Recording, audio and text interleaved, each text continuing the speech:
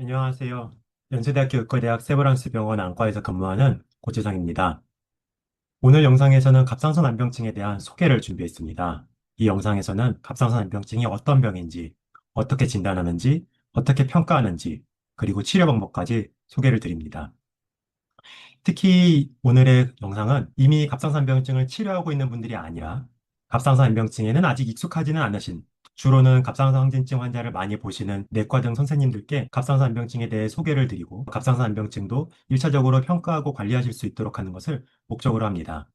아쉽게도 아직 우리나라에서는 갑상선암병증의 진단 및 치료 지침이 마련되지는 않아서요. 각종 외국의 가이드라인, 예를 들면 655 혹은 ETA, ATA 합의문 등을 주로 참고하였습니다. 저는 이러한 디스클로저가 있습니다. 오늘의 강의 내용은 첫 번째는 갑상선 암병증이 어떤 증상 등을 유발하는지, 갑상선 암병증의 임상적인 경과, 갑상선 암병증이 변할 수 있다는 병에 대한 관점을 소개해드리고요. 세 번째로는 갑상선 암병증 평가에 대해서 말씀드립니다. 갑상선 암병증 평가에서 활성도랑 중증도를 각각 평가하는 방법에 대한 소개를 드리고, 이후에는 갑상선 암병증 치료 지침을 말씀드리겠습니다. 마지막으로 실제로 저희가 경험했던 케이스들 몇 가지를 소개해드리고 질문사항으로 마무리하도록 하겠습니다. 첫 번째 주제는 갑상선 암병증 환자의 클리니컬 프레젠테이션입니다. 갑상선 암병증을 어떻게 정의해야 하는가? 갑상선 암병증은 한마디로 눈 뒤쪽의 공간인 안화에서 발생하는 자가면역성 염증 질환입니다. 그 중에서도 자가면역성 갑상선 질환과 관련된, 주로는 그레이브스병과 관련된 염증 질환입니다. 안화 염증성 질환이라고 했는데 안화는 무엇인가? 안화라고 한다면은 눈 뒤쪽의 공간을 통칭해서 안와라고 합니다. 이 안와에는 시신경, 눈을 움직이는 근육, 지방 조직들이 위치해 있습니다. 이 중에서 갑상선암병증에서는 안화 지방 조직이 안화 섬유모세포가 주로 병인에 기여하는 것으로 알려져 있습니다. 갑상선암병증의 병인을 표시하는 슬라이드입니다.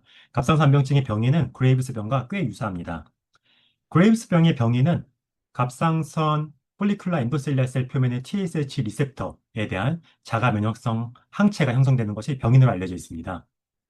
특이하게도 갑상선 암병증 환자의 안화 섬유모세포에도 이러한 자가 TSH 리셉터가 발현되어 있어서 이 TSH 리셉터에 자가 항체가 붙으면서 병이 시작됩니다.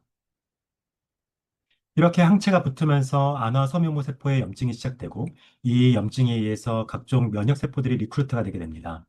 이후의 과정 등에 의해서 지방 조직이 증가되거나 눈을 움직이는 근육이 커지거나 혹은 눈 뒤쪽의 조직의 섬유가 일어나게 됩니다. 갑상선 암병증의 어떤 증상과 소견을 보일 수 있는지 말씀드리겠습니다. 갑상선 암병증의 증상은 매우 광범위합니다. 비특이적인 증상으로서는 건조증이 있거나 눈이 충혈되거나 눈물 흘리는 증상들이 암병증 환자에서는 흔하게 생깁니다. 좀 더 암병증의 특이적인 증상으로서 눈꺼풀이 붓고 빨개지거나 눈꺼풀이 위로 올라가는 눈꺼풀 뒤당김이 있거나 혹은 눈 뒤쪽의 염증에 의해서 안화 통증이 생기기도 합니다. 변화로서 눈이 돌출되기도 하고 눈이 잘 안 움직여지면서 물체가 두 개로 보이기도 하고요. 아주 심한 경우에는 시력을 잃기도 합니다. 개개인의 환자에 따라서 증상이 너무 달라서 이 모든 것이 다 나타나는 환자도 있고 일부만 나타나기도 하고 경과에 따라서 계속 변화하기도 합니다. 갑상선 암병증 환자의 안화 통증에 대해서 말씀드리겠습니다. 갑상선 암병증 환자의 안화 통증은 갑상선 암병증에서 흔하게 발생하는 증상인데요. 이에서 발생하는 통증은 주로는 안화 조직의 염증과 혈류 정체로 인해서 발생한다고 합니다.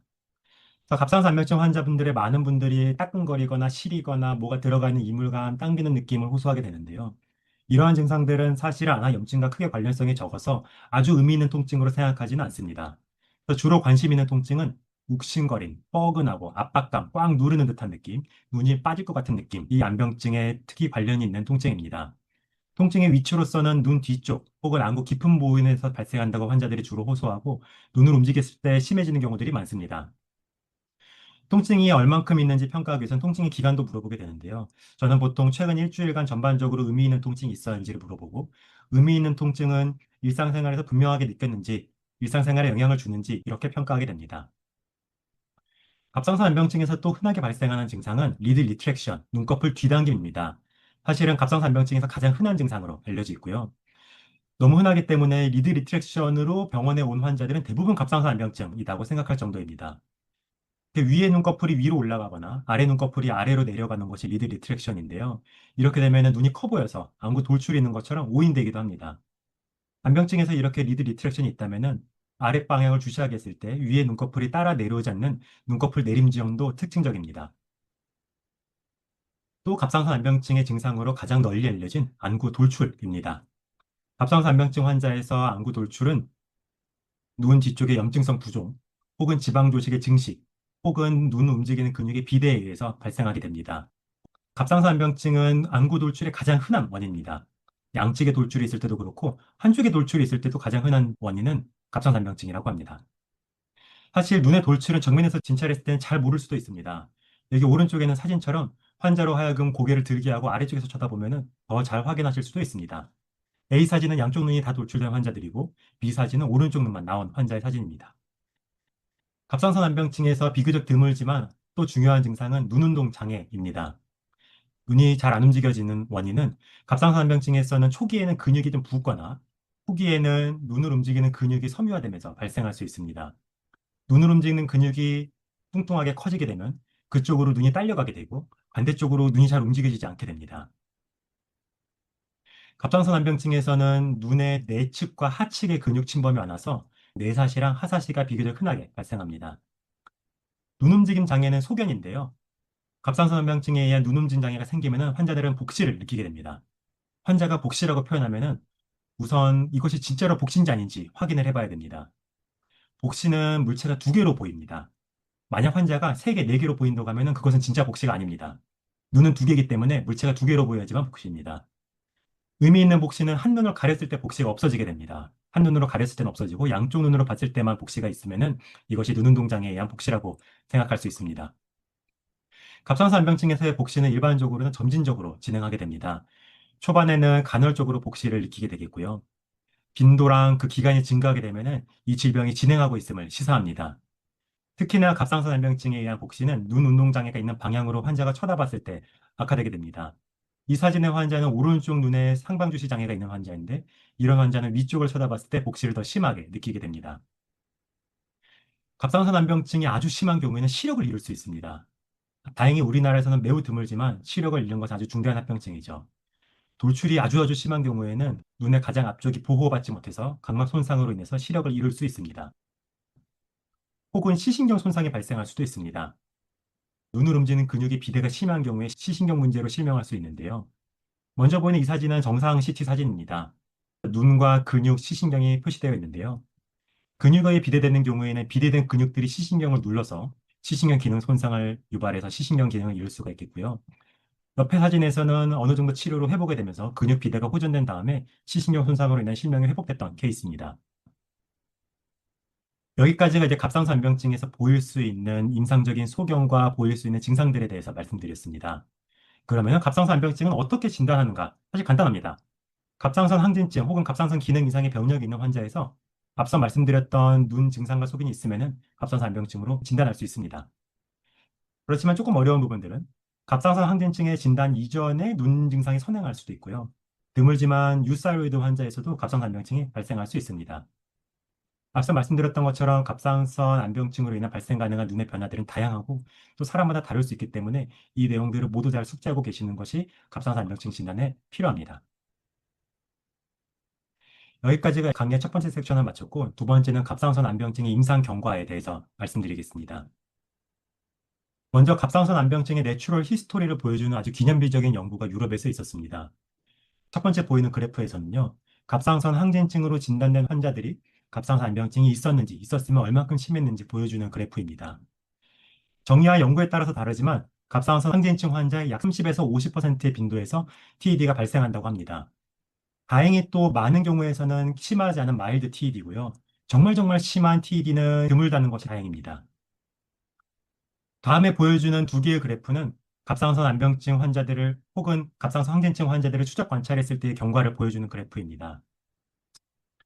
A 그래프에서는 첫 번째 진단했을 때 갑상선 안병증이 없었던 환자들을 추적 관찰했었을 때 일부에서는 마일드 TED가 생기고 더 소수에서는 모더레이트 시비어 꽤 심한 TED가 생김을 보여줍니다.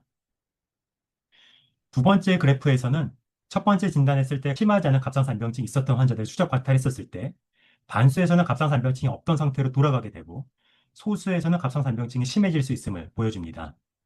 그래서 이와 같은 상황을 봤을 때 갑상선 안병증은 어느 정도에서 발생하고 경과에 따라서 없던 사람이 새로 생기거나 있던 사람이 좀 좋아지거나 혹은 심해질 수 있음을 보여줍니다. 갑상선 암병증의 임상 경과를 보여줄 때 가장 많이 인용되는 런들스 커브입니다. 갑상선 암병증은 시간에 따라서 변화하는 병입니다.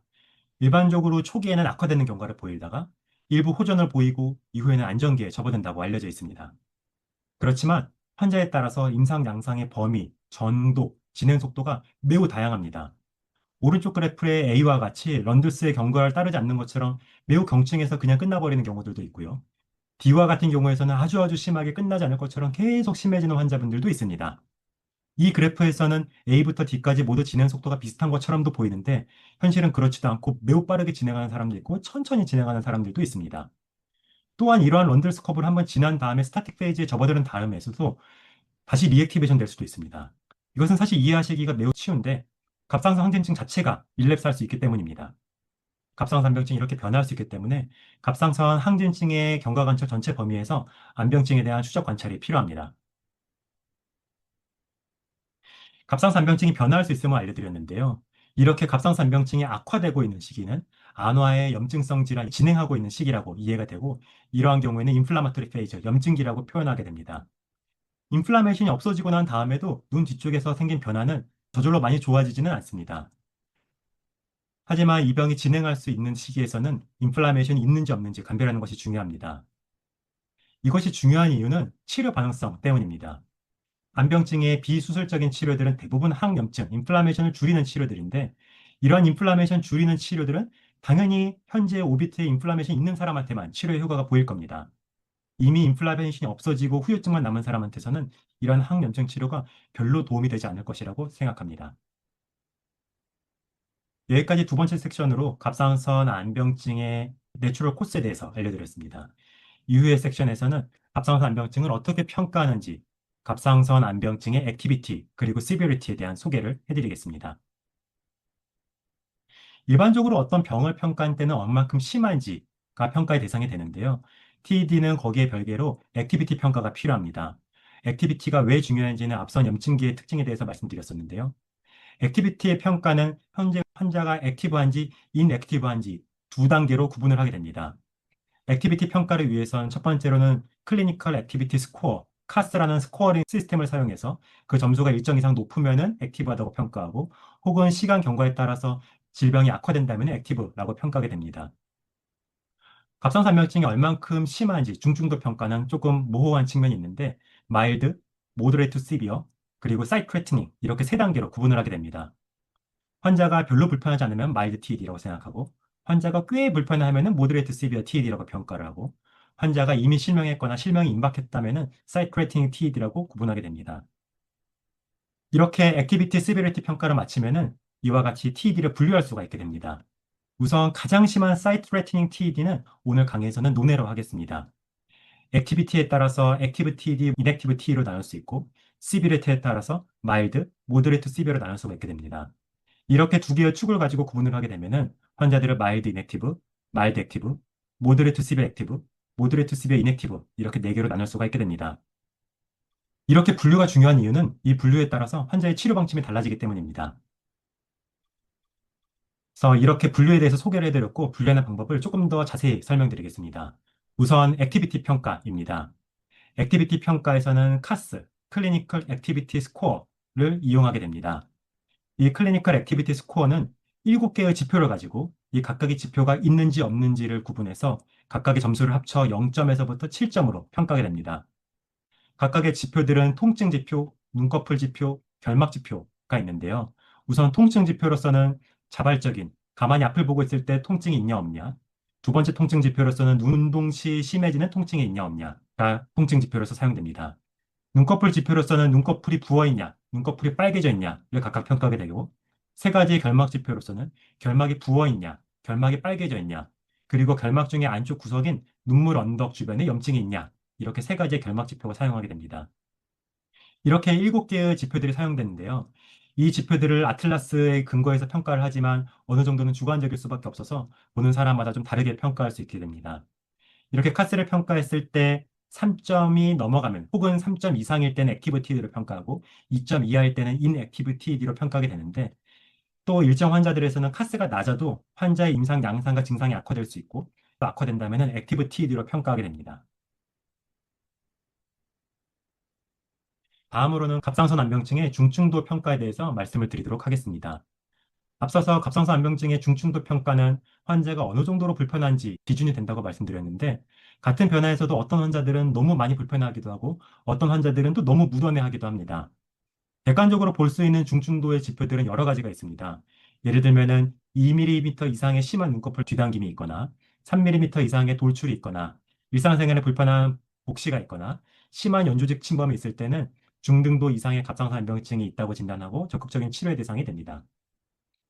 각각의 갑상선암병증 중증도를 평가하는 지표들을 소개해 드리겠습니다. 우선은 안구 돌출도입니다. 안구 돌출은 눈 바깥쪽 뼈에서부터 눈이 가장 튀어나온 곳까지의 거리를 밀리미터 단위로 측정하게 됩니다. 이때 저희 안과 의사들이 가장 널리 쓰는 지표는 헐텔 엑소살모메트리라는 도구가 있는데 아주 직관적이고 편하지만 사실 익숙해지기가 어렵고 경험이 좀 의존적입니다. 돌출계의 정상 범위는 인종 혹은 성별마다 조금씩 다르고 환자의 얼굴 골격, 눈의 크기에 따라서도 다를 수가 있는데 일반적으로 18mm 이상이면 돌출이 있다고 생각할 수 있고 21mm 이상이면 꽤 돌출이 있다고 생각합니다. 양쪽 눈의 돌출도 차이가 2mm 이상이 있으면 의미 있는 돌출이 있다고도 생각합니다. 갑상선병증의 가장 흔한 증상인 눈꺼풀 뒤당김을 평가하는 방법에 대해서 알려드리겠습니다. 갑상선병증에서 눈꺼풀 뒤당김은 주로 윗눈꺼풀을 침범하게 되는데요. 정상적인 윗눈꺼풀의 높이는 까만 동자 각막의 상단 2mm 정도를 가려야지 정상입니다. 보이는 환자에서 오른쪽 눈꺼풀 높이가 정상이고요. 왼쪽 눈꺼풀은 까만 동자를 가리지가 않기 때문에 왼쪽 눈꺼풀에서는 눈꺼풀 뒤당김이 있는 겁니다. 눈꺼풀 뒤당김을 평가하기 위해서 저희는 MRD1이라는 지표를 사용하게 됩니다. MRD1은 각막 중심부의 빛 반사점에서 위의 눈꺼풀 최상단까지의 거리를 밀리미터 단위로 측정하게 됩니다. 이 거리를 측정했을 때 6mm 이상이면은 또 쉽게는 각막 상부에 흰자가 보이게 되면은 의미 있는 눈꺼풀 뒤당김이 있다고 생각합니다. 그 다음에는 눈운동 장애를 평가하는 방법을 알려드리겠습니다. 사실 눈이 얼만큼 움직이는지 눈 운동 범위를 기록하고 그것을 추적 관찰하면서 변화를 평가하는 것은 아주 잘 훈련받지 않으면 어렵습니다. 그렇지만 눈 운동 장애가 있으면 대개 복시가 발생하고 그 복시의 정도를 문진으로 파악해서 눈 운동 정도를 간접적으로 파악할 수가 있습니다. 이때 흔하게 사용되는 지표로 골만 스코어라는 평가 지표가 있습니다. 환자에게 문진을 통해서 환자가 복시가 전혀 없다고 하면 골만 스코어 0점, 환자가 가끔씩 복시가 있다, 간헐적인 복시가 있다면 골만 스코어 1점, 환자가 복시가 있는데 특정 방향을 주시했을 때 복시가 항상 있다면 골만 스코어 2점으로 평가하고 정면 복시가 항상 있다면 골만 스코어 3점으로 평가하면서 이렇게 스코어링이 올라갈 때 눈운동 장애가 심하다고 생각합니다. 여러 가지 방법으로 갑상선 암병증의 활성도 그리고 중증도 평가의 방법을 알려드렸습니다. 그래서 이런 평가가 중요하지만 꽤 어렵습니다. 특히 액티비티 평가는 환자의 증상 및 측정자에 따라서 주관적이고 또 경험 의존적입니다. 시비리티 평가는 환자가 어느 정도로 불편한지가 주로 기준이 되는데 앞서 말씀드렸던 것처럼 환자에 따라서 너무 다양합니다. 객관적으로 볼 수 있는 지표들은 여러 가지를 종합적으로 파악해야 되는데 종합적으로 판단하는 것도 갑상선 암병증이 익숙하지 않으면 어렵습니다. 또 어려운 점은 일부 환자에서는 카스가 낮아도 악화되기도 해서 환자가 얼만큼 심한지를 정확하게 평가해야지 액티비티 또한 평가할 수가 있는데 이런 정밀한 세비리티 측정은 많은 경험이 요구됩니다. 이렇게 어려운 부분이 있는 갑상선 암병증의 객관적인 그리고 정량적인 평가를 돕기 위해서 인공지능 기반의 갑상선 암병증 평가 도구가 개발되어 있습니다. 갑상선 암병증의 활성도, 카스를 평가해서 액티브, 인액티브 여부를 확인할 수 있고 얼굴 사진 기반으로 안구 돌출계 추정치를 보여줘서 안구 돌출의 여부도 평가할 수가 있고 눈꺼풀 뒤당김의 정도를 정량적으로 측정할 수 있어서 환자의 갑상선 암병증의 진단과 이후의 추적 관찰에 활용할 수 있습니다. 이렇게 갑상선 암병증을 평가했다면 이후에는 이제 치료를 해볼 수가 있겠는데요. 다음의 섹션에서는 갑상선 암병증의 치료 전략에 대해서 말씀드리겠습니다. 앞서 간단하게 보여드렸던 슬라이드인데요. 모든 환자들한테서는 우선 갑상선 항진층의 기능 조절, 그리고 금연하고 인공 눈물 등의 보존적인 치료를 할 수가 있습니다. 이후에 갑상선 암병증의 치료 결정은 앞선 액티비티, 시비리티 평가 결과에 따라서 달라지게 됩니다. 물론 여기에 포함되지 않은 아주 심한 사이트 트레트닝 TED도 있는데 여기에 대한 치료는 오늘 강의에서는 논외로 하겠습니다. 치료 방침을 개략적으로 소개해드리면 우선 마일드 이넥티브 환자는 현재 환자가 심하지도 않고 앞으로도 나빠지지 않을 거라고 생각한다면 이대로 좋으니까 지켜보면 되겠습니다. 마일드 액티브 환자는 현재 환자가 불편함은 심하지 않지만 앞으로 나빠질 수 있으니까 잘 추적 관찰해야 되겠습니다. 보조적으로 셀레늄이나 스테로이드 등을 사용할 수도 있겠습니다. 모드레이트 시비어 액티브 환자는 가장 주된 관심의 대상이 되게 됩니다. 현재도 많이 불편하고 앞으로 더 나빠질 수 있다면 가장 적극적인 치료의 대상이 됩니다. 모드레이트 시비어 인액티브 환자는 현재 환자가 꽤 불편하지만 앞으로 더 나빠지지는 않는다면 당장 급한 치료는 없겠고 추후에 환자의 불편한 증상을 개선을 위해서 수술적인 치료들을 고려할 수 있습니다. 갑상선 암병증 혹은 갑상선 항진증 환자에 따른 단계화된 치료 전략에 대해서 말씀드리겠습니다. 우선은 갑상선 암병증이 진단되지 않은 모든 갑상선 항진증 환자에서의 권고입니다. 이것은 2022년도에 발표된 유럽과 미국 갑상선 학회 컨센서스에 근거하고 있는데요. 우선은 2번에서 보이는 내용은 모든 갑상선 항진증 환자에서 TED 여부에 대한 스크리닝이 필요하다는 내용입니다. 그래서 이를 위해서 특정한 툴들을 사용할 수 있다고 되어 있고요.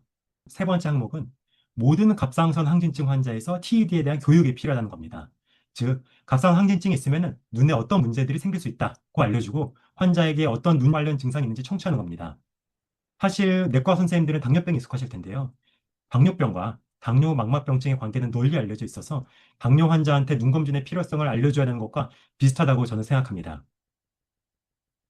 경증의 갑상선 양병증이 있을 때의 치료에 대해서 알려드리겠습니다. 사실 이것은 일선 내과에서도 어느 정도 하실 수 있다고 생각하고 이 내용들은 사실 모든 갑상선 암병증 환자에서 할 수 있는 부분들입니다. 심하지 않은 갑상선 암병증 환자의 치료의 기본은 우선 갑상선 조절을 잘하는 것이고요. 두 번째로는 금연을 시키는 겁니다.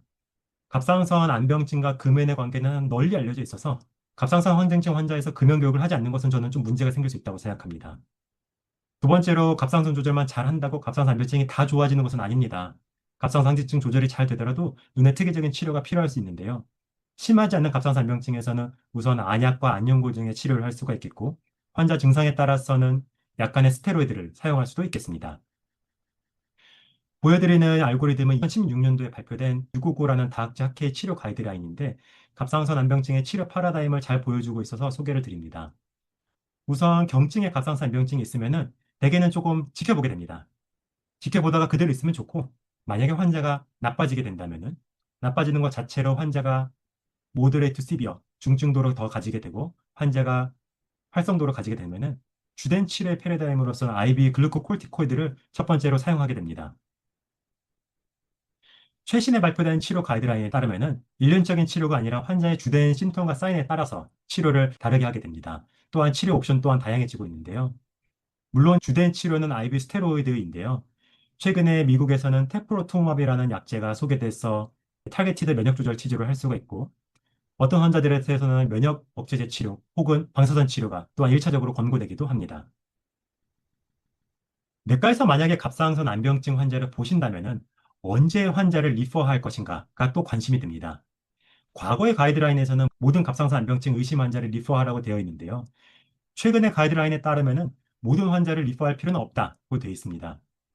우선 응급으로 의뢰가 필요한 경우에 시력을 잃거나 아니면은 환자가 앞이 안 보인다고 하거나 새로 복시가 발생했다면은 응급하게 갑상선 암병증 전문가에게 의뢰가 필요합니다.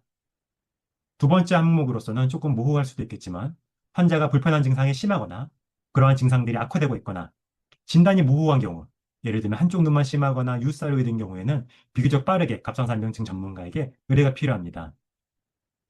기타 사항으로는 환자의 활성도가 있거나 오래 지속되는 불편한 증상이 남아있거나 환자가 고위험군일 때 이런 경우에는 증상에 따라서 리퍼를 할 수 있다고 되어 있습니다. 갑상선 암병증 환자가 있다면 어떻게 치료를 하는가에 대해서 말씀을 드리겠습니다. 앞서서 액티브 TED는 주로 항염증 치료를 하게 된다 말씀을 드렸는데요. 항염증 치료는 이렇게 세 가지를 사용하게 됩니다.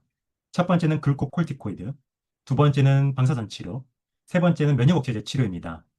면역억제제 치료는 많은 것들이 개발되어 있고 일부에서는 아주 뛰어난 효과를 보인다고 되어 있는데 안타깝게도 우리나라에서는 아직까지 갑상선 암병증에서 면역억제 치료는 허가받지 않은 상태입니다.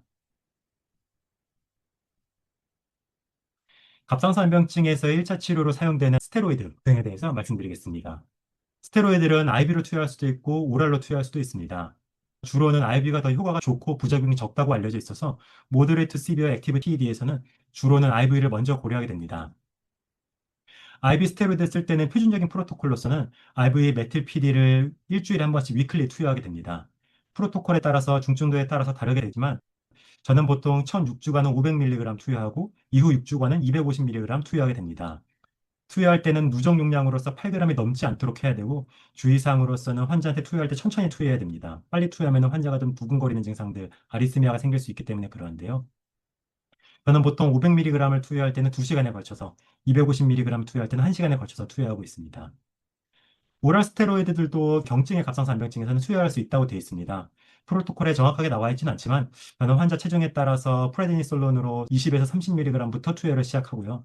이렇게 투여했을 때는 주로 환자의 눈꺼풀 붓기, 통증 등의 주로 효과를 기대하면서 사용합니다. 갑상선 암병증에서는 안화 방사선 치료도 많이 사용합니다. 안화 방사선 치료는 20g의 용량을 보통 10번에 나눠서 치료하게 되는데요. 적은 용량의 방사선 치료를 통해서 안화에 침윤돼 면역세포의 사멸을 유도하게 되겠고, 스테로이드 등을 병용하는 경우들도 많습니다. 이렇게 방사선 치료를 했을 때 부작용으로서 알려져 있는 것들이 안구 건조증과 백내장 등이 있는데요. 사실 아주 많이 심하게 느끼지는 않는 부작용들입니다. 급성기에서는 주로 환자의 지능 억제 목적으로 항염증 치료를 한다고 말씀드렸고요. 만성 섬유화기에서는 환자의 증상을 개선하기 위한 수술적인 치료들을 할 수 있게 되겠습니다.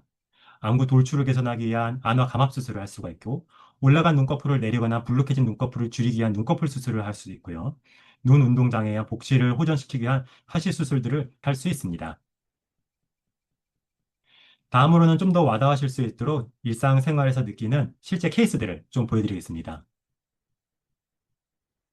첫 번째 환자분은 68세 여자 환자분이시고 갑상선 항진증은 3개월 전에 진단됐고 눈 증상은 4개월 전부터 생겼다고 합니다. 항진증 진단 이전에 먼저 눈 증상이 선행됐던 환자분인데요.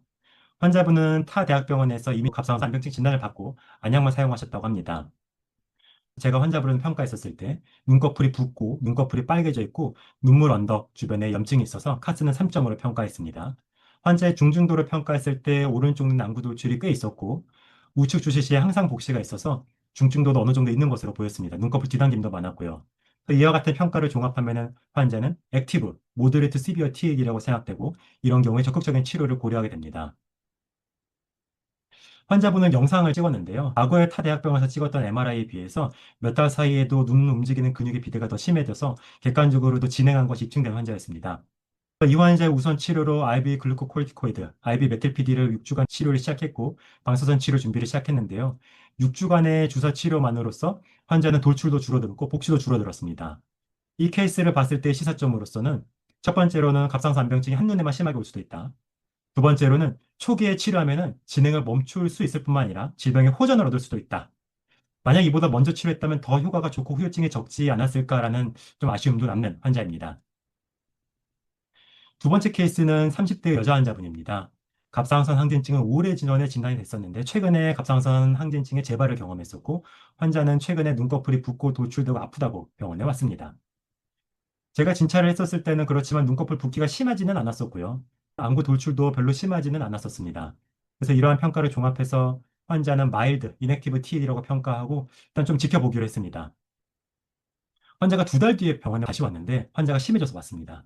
우선 카스 점수도 증가했는데요. 눈꺼풀 붓기랑 발적, 빨개짐이 심해졌고 결막 충혈도 심해졌고 눈물 언덕 발적도 심해졌습니다. 중증도 평가를 했었을 때 안구 돌출도 진행했고 없던 복시도 생겼고 아래 눈꺼풀의 눈꺼풀 리트랙션도 심해졌습니다. CT에서도 눈 변화가 꽤 보여서요. 이때는 이제 모더레이트 시비어 TED 그리고 액티브 TED로 진단할 수 있습니다. 이렇게 진단이 돼서 위클리 IV 스테로이드를 시작하고 방사선 치료도 같이 저는 진행했었습니다. 이와 같은 일련의 치료를 마치고 나서 환자는 액티비티는 줄어들었습니다. 카스는 일정으로 다시 줄어들었는데, 그리고 중증도의 측면에서도 환자의 복시는 다시 없어져서 좋아졌지만, 안구 돌출은 안타깝게도 별로 좋아지진 않았습니다. 눈꺼풀 뒤당김도 여전히 남아있고요. 이런 것들을 봤었을 때, 갑상선 암병증은 오래된 갑상선 항진증에서도 생길 수 있고, 특히나 지켜보다가도 액티베이션 되거나 프로그레션 될 수 있다는 점을 시사합니다. 특히나 갑상선 항진증 재발의 시기가 이제 위험기가 되겠습니다. 이러한 경우 빠른 인터벤션을 통해서 환자의 진행을 멈추고 질병의 중증도를 줄일 수 있는데 더 빨리 인터벤션을 했었다면 안구 돌출을 좀 줄일 수 있지 않았을까라는 후회가 또 남는 케이스입니다. 마지막 케이스는요. 앞서 잠깐 소개드렸던 인공지능 기반의 도구를 사용해서 환자 모니터링을 했던 증례입니다. 40대 여자 환자분이시고 처음 내원했을 때는 마일드 인액티브 TED였는데 3달 사이에 갑상선 항진증이 악화되면서 모더레이트 시비어 액티브 TED로 진행했던 케이스입니다. 이렇게 진행한 이후의 치료의 경과에서 이런 AI 툴을 이용해서 환자 모니터링을 했습니다. 오른쪽 아래 보이는 사진과 같이 환자가 연속적으로 촬영한 사진이 시리얼하게 있고 각각의 사진을 기반으로 평가된 안병증 변화의 지표들이 수치화되어 있습니다. 우선 카스의 변화를 봤었을 때 카스의 변화가 내가 진찰했을 때 기록했던 것과 환자의 사진을 통해서 인공지능 기반으로 평가했던 것을 비교했을 때 치료 전에 높았던 카스가 치료 후에 떨어지고 치료를 테이퍼링하고 중단되는 과정에서 다시 또 카스가 높아졌고 이후에 또 치료하면서 줄어드는 과정들이 AI 툴이 정확하게 모니터링하는 것을 확인할 수 있었습니다. 안구 돌출의 평가에서도 진찰실에서 제가 측정했던 안구 돌출의 값과 얼굴 사진 기반의 안구 돌출의 값을 비교했었을 때 두 방법 사이에 약간의 편차는 있지만 오른쪽 눈에서 안구 돌출의 값이 비슷하게 유지되고 있고 왼쪽 눈에서는 경과 관찰 기간 동안 약간 돌출이 진행하고 있음을 이런 인공지능 기반 툴도 비교적 잘 모니터링하고 있음을 보여줍니다. 마지막으로 오늘 말씀드렸던 내용들을 정리해 드리도록 하겠습니다. 갑상선 안병증은 어떤 병이냐? 안화, 눈 뒤쪽에서 발생하는 자가면역성 염증 질환입니다. 갑상선 안병증 평가는 액티비티 그리고 시비리티의 두 가지 축을 가지고 평가하게 됩니다. 액티비티 평가를 위해서 카스, 클리니컬 액티비티 스코어를 사용할 수가 있고 두 개의 통증 지표, 두 개의 눈꺼풀 지표, 세 개의 결막 지표를 7개의 항목을 가지고 실점으로 평가하게 됩니다. 3점 이상일 때 액티비티를 평가하고 카스가 높지 않아도 환자가 점점 악화된다면 액티비티를 평가할 수 있습니다.